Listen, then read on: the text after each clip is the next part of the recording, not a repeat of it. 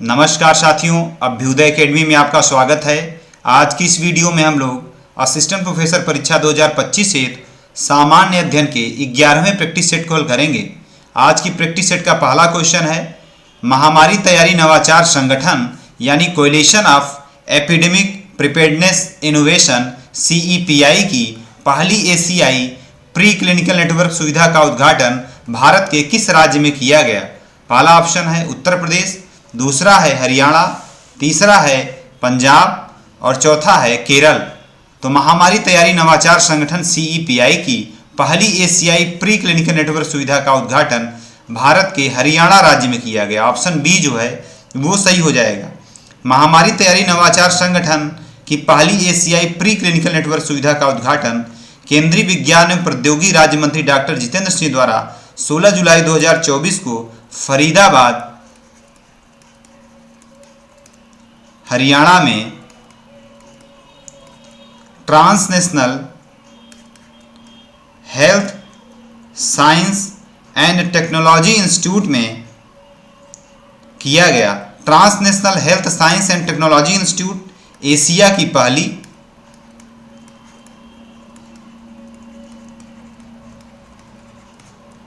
और दुनिया की यानी विश्व की 9वीं प्रयोगशाला है, जिसे महामारी तैयारी नवाचार संगठन द्वारा मान्यता प्राप्त है। CEPI की अन्य प्रयोगशालाएं यूरोप, ऑस्ट्रेलिया तथा संयुक्त राज्य अमेरिका में है। नेक्स्ट क्वेश्चन है, देश का पहला भूमिगत संग्रहालय कहाँ स्थापित किया गया? पहला ऑप्शन है दिल्ली, दूसरा है हरियाणा, तीसरा है पंजाब और चौथा है केरल। तो देश का पहला भूमिगत संग्रहालय स्थापित किया गया है दिल्ली में। ऑप्शन ए जो है वो सही हो जाएगा। दिल्ली में हुमायूं के मकबरे से जुड़े परिसर में देश के पहले भूमिगत संग्रहालय का उद्घाटन केंद्रीय संस्कृति मंत्री गजेंद्र सिंह शेखावत ने किया। इस संग्रहालय में 500 से अधिक अभूतपूर्व कलाकृतियां प्रदर्शित की गई हैं। इस संग्रहालय का नक्शा मध्यकालीन बावली पारंपरिक रूप से जल का संरक्षण करने के स्थान से प्रेरित है, जो मुगल सम्राट हुमायूं के विरासत को प्रदर्शित करता है। नेक्स्ट क्वेश्चन है, भारत के किस शहर को विश्व शिल्प शहर की सूची में शामिल किया गया है? पहला ऑप्शन है कश्मीर, दूसरा है प्रयागराज, तीसरा है इंदौर और चौथा है लखनऊ। तो भारत के कश्मीर शहर को विश्व शिल्प शहर की सूची में शामिल किया गया है, इसलिए ऑप्शन ए जो है वो सही हो जाएगा। केंद्र शासित प्रदेश जम्मू कश्मीर की राजधानी श्रीनगर को 31 जुलाई 2024 को आयोजित एक समारोह में विश्व शिल्प परिषद अंतर्राष्ट्रीय से विश्व शिल्प शहर यानी वर्ल्ड क्राफ्ट सिटी का प्रमाण पत्र प्रदान किया गया। विश्व शिल्प परिषद की विश्व शिल्प शहर सूची में शामिल होने वाला कश्मीर चौथा शहर है। इसके पहले राजस्थान के जयपुर,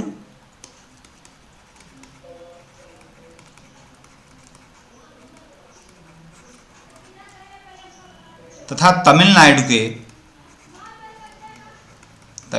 के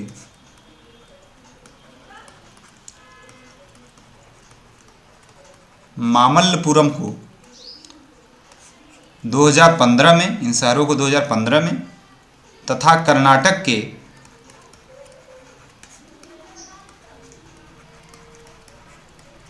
मैसूर को 2018 में इस सूची में शामिल किया गया था। नेक्स्ट क्वेश्चन है, भारत का पहला अनाज ATM कहाँ स्थापित किया गया? पहला ऑप्शन है कश्मीर, दूसरा है प्रयागराज, तीसरा है इंदौर और चौथा है उड़ीसा। तो भारत का पहला अनाज ATM स्थापित किया गया है उड़ीसा में। तो ऑप्शन ए जो है वो सही हो जाएगा।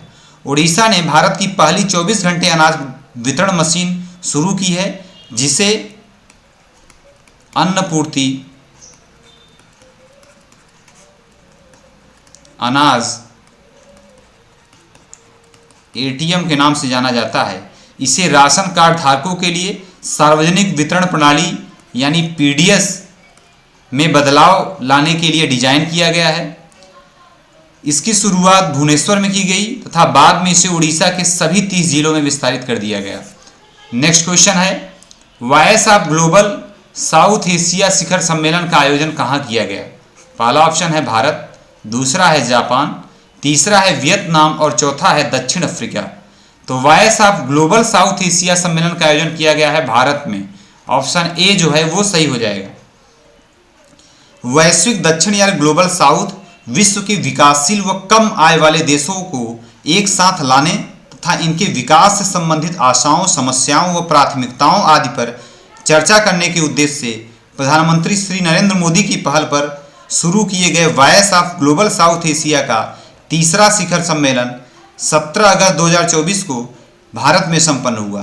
भारत की मेजबानी में संपन्न इस शिखर सम्मेलन की थीम थी एक सतत भविष्य के लिए सशक्त वैश्विक दक्षिण। इस सम्मेलन में कुल 123 देशों ने पार्टिसिपेट किया। नेक्स्ट क्वेश्चन है, दृष्ट प्रपंच शास्त्र यानी फिनोमेनोलॉजी शब्द निम्नलिखित की प्रक्रिया से संबंधित है। पहला ऑप्शन है गुणात्मक शोध की, दूसरा है प्रसरण के विश्लेषण की, तीसरा है सहसंबंध के अध्ययन की और चौथा है संभाविता के प्रतिचयन की। तो दृष्ट प्रपंच शास्त्र यानी घटना विज्ञान या फिनोमेनोलॉजी शब्द गुणात्मक शोध की प्रक्रिया से संबंधित, इसलिए ऑप्शन ए जो है वो सही हो जाएगा। नेक्स्ट क्वेश्चन है, किसी शोध पत्रिका की गुणवत्ता का निम्नलिखित में से कौन सूचक है?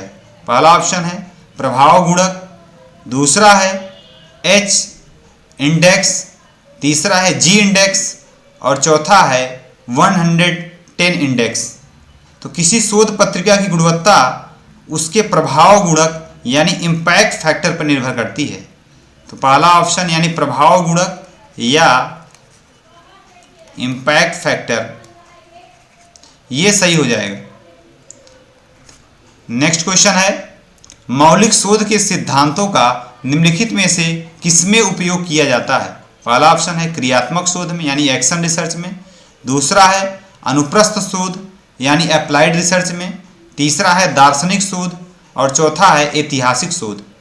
तो मौलिक शोध के सिद्धांतों का उपयोग किया जाता है अनुप्रस्थ शोध यानी अप्लाइड रिसर्च में। ऑप्शन बी जो है वो सही हो जाएगा। ऐसी समस्याओं को जिन्हें हम मौलिक शोध से अध्ययन नहीं कर पाते हैं या समझ नहीं पाते हैं, उनको हम व्यवहारिक या अनुप्रस्थ शोध यानी अप्लाइड रिसर्च से समझते हैं। नेक्स्ट क्वेश्चन है, डूरंड कप 2024 का विजेता कौन है? पहला ऑप्शन है चर्चिल ब्रदर्स, दूसरा है ईस्ट बंगाल क्लब, तीसरा है महिंद्रा यूनाइटेड और चौथा है नॉर्थ ईस्ट यूनाइटेड एफसी। तो डूरंड कप 2024 का जो विजेता है वो है north east United FC. Option D जो है वो सही हो जाएगा। डूरंड कप भारत की सबसे पुरानी फुटबॉल प्रतियोगिता है।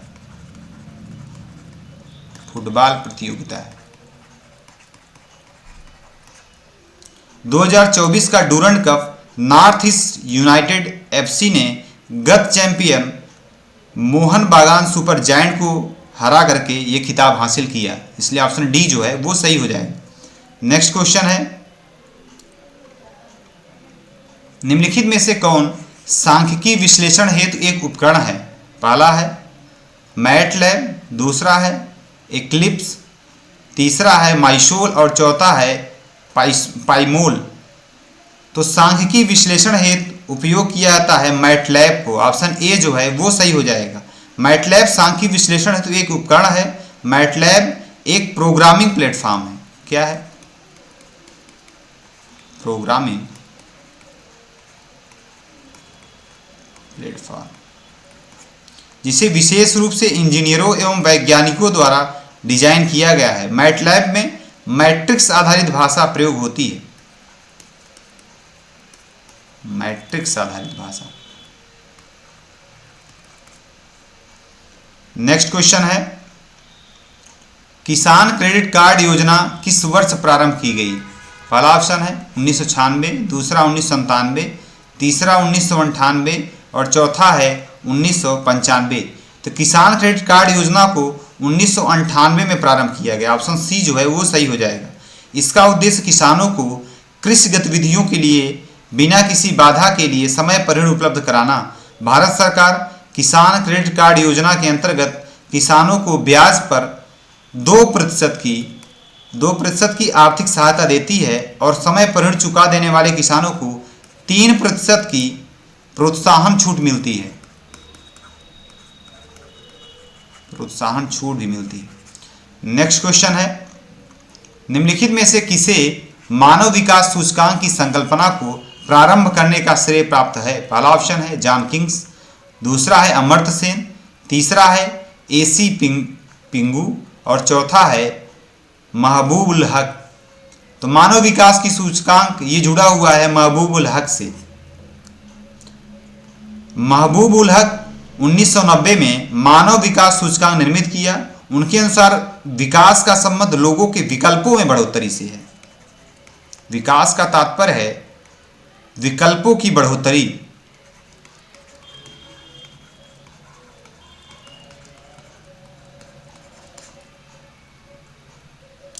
उन्नीस ईस्वी में संयुक्त राष्ट्र विकास कार्यक्रम ने वार्षिक मानव विकास प्रतिवेदन प्रकाशित करने के लिए इनकी मानव विकास की संकल्पना का भी प्रयोग किया। नेक्स्ट क्वेश्चन है, भारतीय शिक्षा आयोग 1964 से 1966 को सामान्यतः जाना जाता है। पहला ऑप्शन है राधा कृष्णन आयोग, दूसरा है कोठारी आयोग, तीसरा है विश्वविद्यालय अनुदान आयोग और चौथा है मंडल आयोग। तो भारतीय शिक्षा आयोग 1964 से 1966 को जाना जाता है कोठारी आयोग से, इसलिए ऑप्शन बी जो है वो सही हो जाएगा। भारतीय शिक्षा आयोग को सामान्यतः कोठारी आयोग के नाम से जाना जाता है। इसके अध्यक्ष डॉक्टर दौलत सिंह कोठारी थे। यह आयोग भारत का ऐसा पहला शिक्षा आयोग था जिसने अपनी रिपोर्ट में सार्वजनिक बदलावों को ध्यान में रखते हुए कुछ ठोस उपाय सुझाए। नेक्स्ट क्वेश्चन है, साइट का अर्थ है? पहला ऑप्शन है system for international technology and engineering, दूसरा है सैटेलाइट इंस्ट्रक्शनल टेलीविजन एक्सपेरिमेंट, तीसरा है साउथ इंडियन ट्रेड स्टेट और चौथा है state institute of technology and engineering. तो साइट का अर्थ है satellite instructional television experiment, option B जो है वो सही हो जाएगा। नेक्स्ट क्वेश्चन है, एक्सेल का प्रयोग होता है? पहला ऑप्शन है दृश्य वार्ता के लिए, दूसरा है बहुमाध्यम प्रस्तुति के लिए, तीसरा है प्रदत्त विश्लेषण के लिए और चौथा है दूरवर्ती संचरण के लिए। तो एक्सेल का प्रयोग होता है प्रदत्त विश्लेषण के लिए, ऑप्शन सी जो है वो सही हो जाएगा। एक्सेल एक इलेक्ट्रॉनिक स्प्रेडशीट है जो सांख्यिकी गणना करने तथा चार्ट बनाने में सहायता देता है। जिन लोगों को संख्या का विश्लेषण, रिकॉर्ड तथा सूचनाएं व्यवस्थित करने की आवश्यकता होती है वे एक्सेल का प्रयोग करते हैं। नेक्स्ट क्वेश्चन है, भारतीय संविधान में प्रथम संशोधन हुआ था? पहला ऑप्शन है 1949, दूसरा 1950, तीसरा 1951 और चौथा 1952। तो भारतीय संविधान में प्रथम संशोधन हुआ था 1951 में, ऑप्शन सी जो है वो सही हो जाएगा। भारतीय संविधान में पहली बार 1951 में संशोधन किया गया था। इसे संसद में तत्कालीन भारतीय प्रधानमंत्री पंडित जवाहरलाल नेहरू द्वारा पेश किया गया। कब पेश किया गया? 10 मई को प्रस्तुत किया गया और 18 जून 1951 को संसद ने इसे पास कर दिया गया। इसके तहत भारतीय संविधान के पहले संविधान संशोधन के तहत मौलिक अधिकारों में कुछ बदलाव किए गए और भाषण तथा अभिव्यक्ति की आज़ादी का अधिकार आम नागरिकों को दिया गया। नेक्स्ट क्वेश्चन है, सामाजिक वानिकी के अंतर्गत किस प्रकार के पौधों के रोपण हेतु प्रोत्साहन किया जाता है? पहला ऑप्शन है फलदार वृक्ष, दूसरा है चारे उपलब्ध कराने लायक वृक्ष, तीसरा है ईंधन लायक और चौथा है बहुउद्देशीय प्रकार। तो सामाजिक वानिकी के अंतर्गत बहुउद्देशीय प्रकार के वृक्षों के रोपण हेतु प्रोत्साहन किया जाता है, ऑप्शन डी जो है वो सही हो जाएगा। राष्ट्रीय कृषि आयोग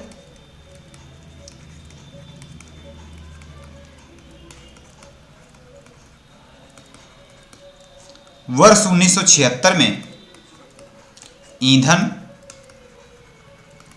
चारा, लकड़ी व छोटे मोटे वन उत्पादों की पूर्ति करने वाले पेड़ लगाने कार्यक्रम के लिए सामाजिक वानिकी शब्द उपयोग किया गया।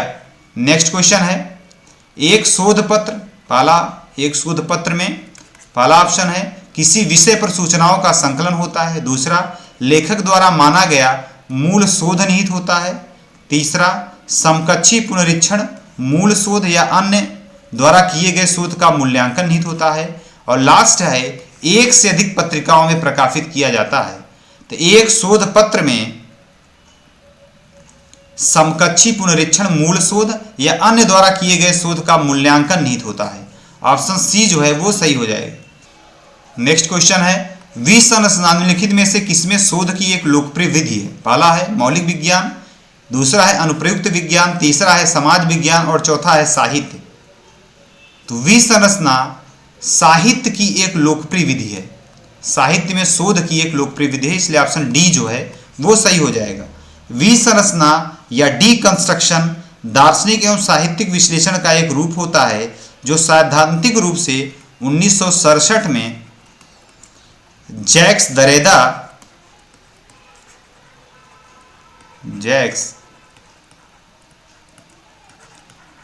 दरेडा के वर्क ऑफ ग्रामेटोलॉजी में उत्पन्न हुआ।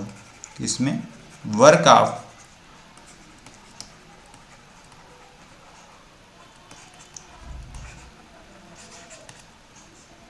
ग्रामेटोलॉजी से उत्पन्न हुआ है। निम्नलिखित में से कौन गुणात्मक अनुसंधान की एक महत्वपूर्ण विशेषता नहीं है? पहला ऑप्शन है वास्तविक स्थानगत परिस्थितियां प्रदत्त के प्रत्यक्ष स्रोत हैं, दूसरा है प्रदत्त शब्दों या चित्रों का रूप ग्रहण करते हैं, तीसरा है मापित सामाजिक तथ्यों के बीच संबंध स्थापित करने का प्रयास करना, और चौथा है अनुसंधानकर्ता प्रघटना से संबंधित स्थिति वर्तमान या भूत में निमग्न हो जाता है।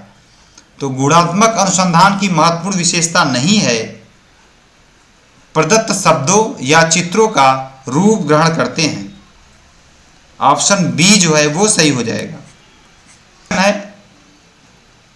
संस्थागत संचार को इनमें से किसके समतुल्य भी माना जा सकता है? पहला ऑप्शन है अंतःवैयक्तिक संचार, दूसरा है अंतर्वैयक्तिक संचार और तीसरा है समूह संचार, चौथा है जन संचार। तो संस्थागत संचार को समूह संचार के समतुल्य भी माना जाता है। ऑप्शन सी जो है वो सही हो जाएगा। संस्थागत संचार बड़े समूह की गतिशीलता पर केंद्रित होता है। नेक्स्ट क्वेश्चन है आत्माओं और पूर्वजों से बातचीत करने को कहते हैं? पहला ऑप्शन है ट्रांसपर्सनल कम्युनिकेशन, दूसरा है इंट्रापर्सनल कम्युनिकेशन, तीसरा है इंटरपर्सनल कम्युनिकेशन और चौथा है फेस टू फेस कम्युनिकेशन। तो आत्माओं और पूर्वजों से बातचीत करने को कहते हैं ट्रांसपर्सनल कम्युनिकेशन। ऑप्शन ए जो है वो सही हो जाएगा। आत्माओं और पूर्वजों से बातचीत करने को ट्रांसपर्सनल कम्युनिकेशन कहते हैं। यह मनोविज्ञान की आधुनिक शाखा ट्रांसपर्सनल साइकोलॉजी से संबंधित है। इसके अनुसार व्यक्तित्व का एक भाग वर्तमान जीवन और पिछले जीवन के समन्वय पर केंद्रित रहता है। नेक्स्ट क्वेश्चन है संप्रेषण में मिथकों में शक्ति होती है परंतु वे संस्कृतहीन होते हैं, दूसरा महत्वहीन होते हैं, तीसरा है यथातथ्य नहीं होते और चौथा है वरीयता नहीं दी जाती। तो संप्रेषण में मिथकों में शक्ति होती है परंतु वे यथातथ्य नहीं होते। ऑप्शन सी जो है वो सही हो जाएगा। नेक्स्ट क्वेश्चन है कक्षा संचार का वर्णन निम्नलिखित में से किसके द्वारा किया जा सकता है? पहला ऑप्शन है गवेषणा, दूसरा है संस्थानीकरण, तीसरा है असंकेतित आख्यान और चौथा है व्याख्यान। तो कक्षा संचार में संप्रेषण कॉग्निटिव के द्वारा होता है एवं इसका वर्णन व्याख्यान के द्वारा किया जाता है। ऑप्शन डी जो है वो सही हो जाएगा। नेक्स्ट क्वेश्चन है संचार माध्यम का अपनी कार्य सिद्धि के लिए उपयोग करने वाले प्रयोक्ता को क्या कहते हैं? पहला ऑप्शन है निष्क्रिय श्रोता, दूसरा है सक्रिय श्रोता, तीसरा है सकारात्मक श्रोता और चौथा है नकारात्मक श्रोता। तो संचार माध्यम का अपनी कार्य सिद्धि के लिए उपयोग करने वाले प्रयोक्ता को सक्रिय श्रोता कहते हैं। ऑप्शन बी जो है वो सही हो जाएगा। निष्क्रिय श्रोता वह है जो बिना किसी कार्यसिद्धि के संचार माध्यम का प्रयोग करता है। नेक्स्ट क्वेश्चन है, भारतीय कृषि प्रणाली अनुसंधान संस्थान स्थित है। पहला ऑप्शन है लुधियाना, दूसरा करनाल, तीसरा मेरठ और चौथा है रांची। तो भारतीय कृषि प्रणाली अनुसंधान संस्थान स्थित है मोदीपुरम, मेरठ में, इसलिए ऑप्शन सी जो है वो सही हो जाएगा। करनाल में अगर बात की जाए करनाल में, तो करनाल में स्थित है भारतीय गेहूं एवं जौ अनुसंधान संस्थान। इसके साथ ही साथ केंद्रीय मृदा लवणता अनुसंधान संस्थान। इसी प्रकार अगर रांची की बात की जाए, ये दोनों स्थित हैं करनाल में। रांची में स्थित है भारतीय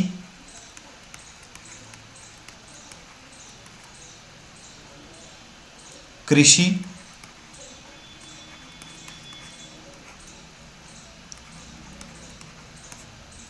जैव प्रौद्योगिकी संस्थान एवं भारतीय प्राकृतिक रेजिन गोंद संस्थान। इसी तरह लुधियाना में स्थित है केंद्रीय कटाई उपरांत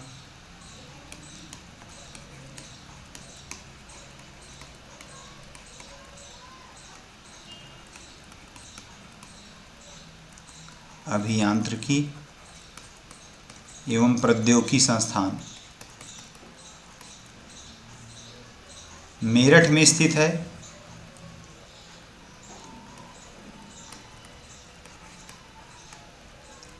केंद्रीय गोपशु अनुसंधान संस्थान।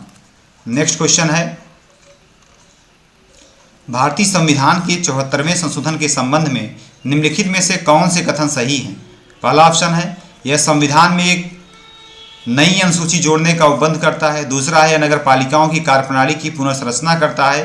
तीसरा है यह नगर पालिकाओं में महिलाओं के लिए आरक्षण का उपबंध करता है। और चौथा है यह केवल कुछ निर्दिष्ट राज्यों में ही प्रयोज्य है। नीचे कूट दिए गए हैं। पहला कूट है पहला दूसरा तीसरा सही है। दूसरा है पहला दूसरा और चौथा सही है। तीसरा है पहला तीसरा चौथा सही है। और लास्ट है दूसरा तीसरा और चौथा सही है। तो भारतीय संविधान के 74वें संशोधन के संबंध में इसमें एक नई अनुसूची जोड़ी जाने का उपबंध है, सही है। इसमें 11वीं और 12वीं अनुसूची 74 के तहत 12वीं अनुसूची जोड़ी गई थी, इसलिए पहला कूट जो है वो सही है, पहला ऑप्शन। दूसरा है नगर पालिकाओं की कार्यप्रणाली की पुनर्संरचना करता है, ये भी सही है। तीसरा है यह नगर पालिकाओं में महिलाओं के आरक्षण का उपबंध करता है, ये भी सही है। और लास्ट है ये केवल कुछ निर्दिष्ट राज्यों में ही प्रयोज्य है, ये गलत है। इसलिए जो कूट है पहला दूसरा तीसरा ये सही हो जाएगा, ऑप्शन ए जो है वो सही हो। नेक्स्ट क्वेश्चन है, पंचायती राज पर गठित निम्नलिखित समितियों को कालानुक्रमानुसार व्यवस्थित कीजिए और नीचे दिए गए कूट से सही उत्तर का चयन कीजिए। पहली समिति दी गई है जीवीके राव समिति, दूसरी है एलएम संघवी, तीसरी है बलवंत राय मेहता या बी आर मेहता समिति और चौथी है अशोक मेहता समिति। तो जीवीके राव समिति आई थी 1985 में, एलएम संघवी समिति आई थी 1986 में, बलवंत राय मेहता आई 1957 में और एलएम सिंह अशोक मेहता समिति आई 1977 में। तो पहला हो जाएगा, दूसरा तीसरा और चौथा,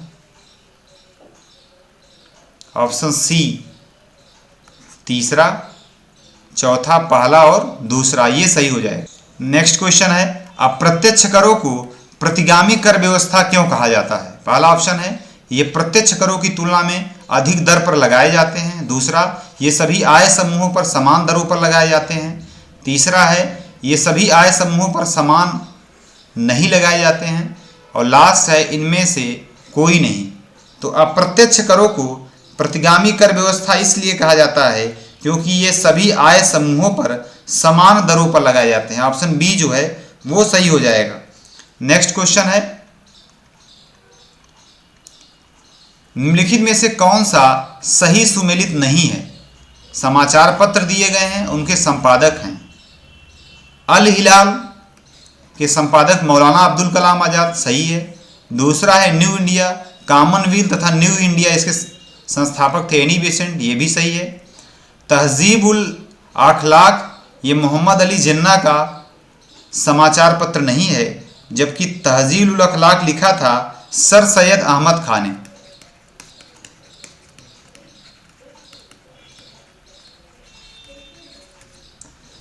तो इसलिए ऑप्शन सी जो है वो गलत हो जाएगा। बाकी संवाद कौमुदी ये राजा राम मोहन राय की समाचार पत्र है, उनके द्वारा लिखा गया है। तो इसलिए ऑप्शन सी जो है ये सही हो जाएगा।